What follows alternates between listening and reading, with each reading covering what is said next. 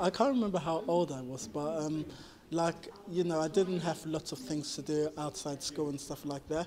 So I used the facilities in terms of the library and stuff like that. And I always came down, and one of the staff approached me and was like, do you want to take part in a project that we're doing? I think it was called Refocus at the time or something, and we got to meet Damage, and I think anyone who knows anything about the music at that time would know Damage was like a really big group and stuff like that. So I came down, and it was just really aspirational because, until then, music was just something that I listened to or consumed, but it was the first time that I really believed that, you know, these people are actually human beings and I can do something just as much as they can do, you know, and that's how I really got involved in it. Awesome. So you got involved in the museum.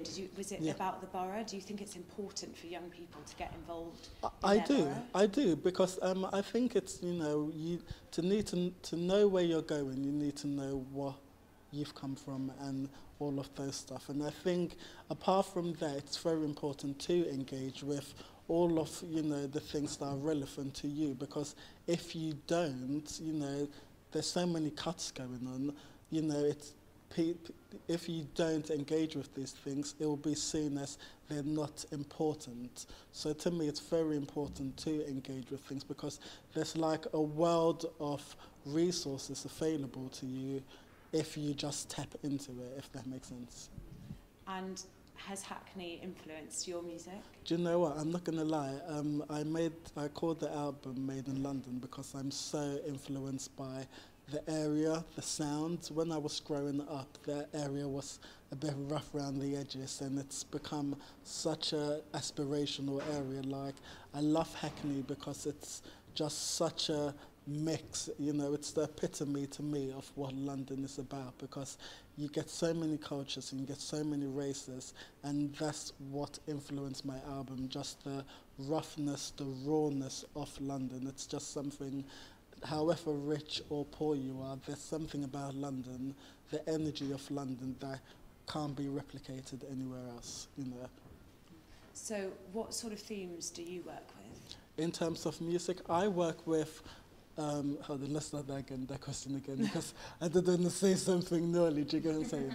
So the themes I work with in my music is just things that I would say that are relevant to most people, my demographics. So I would say, you know, 13 to 35. So I cover things like love, relationships. I cover, you know, sometimes dark things that a lot, you know, that is quite relevant to what the whole project is about, you know, because growing up, you know, with my sexuality and stuff like that in a black community where, you know, black people don't believe that, you know, there are people in the community that are non-heterosexual. So, you know, my music touches on all of those things. I think my music is R&B, but it's still R&B music for the masses. Do you get what I'm saying?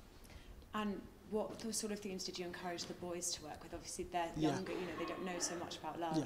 Do you know what? That's actually a really good question. When they, all of them first came to the project, they wanted to rap about, like, you know, guns and drugs and cars and stuff like that, because that's the music that they consume. But it took us a while, you know, to actually, you know, show them that, you know, music has to be relative to you.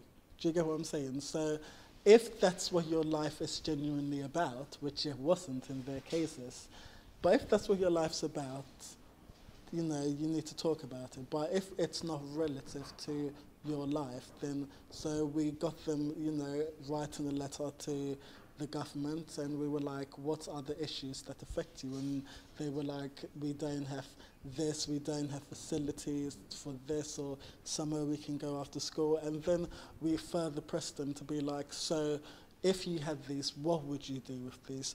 What's missing from your life without these? Do you get what I'm saying? And to get them to articulate those things in a way without having to use swear words or stuff like that was just brilliant, because when you actually listen to the music and some of the stuff they talk about, you're like, wow, like, they're just so articulate and they're really good.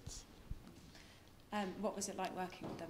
Do you know, I'm not going to lie, they were, at points in times I wanted to kill them, but they was just so great. I think they remind me of being that age where, everything is just, you're a sponge. Do you get what I'm saying? Everything is so new and amazing, and you look at the world with such a different eyes, and I just think that they were just so amazing to work with. They are very great, talented boys, poets, musicians, artists in their own rights. Do you get what I'm saying?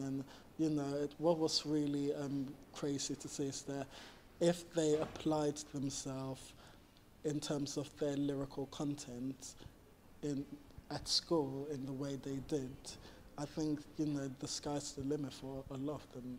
They're really great children, So that said, are you going to feature them on your next album? Do you know what? I did say to one or two of them, you guys are great. Study first, because to me, your grades are the most important things. But based on the sounds and the melodies that they came up with, I've already spoken to two of them, and I'm like, you guys are dope, we need to do something together.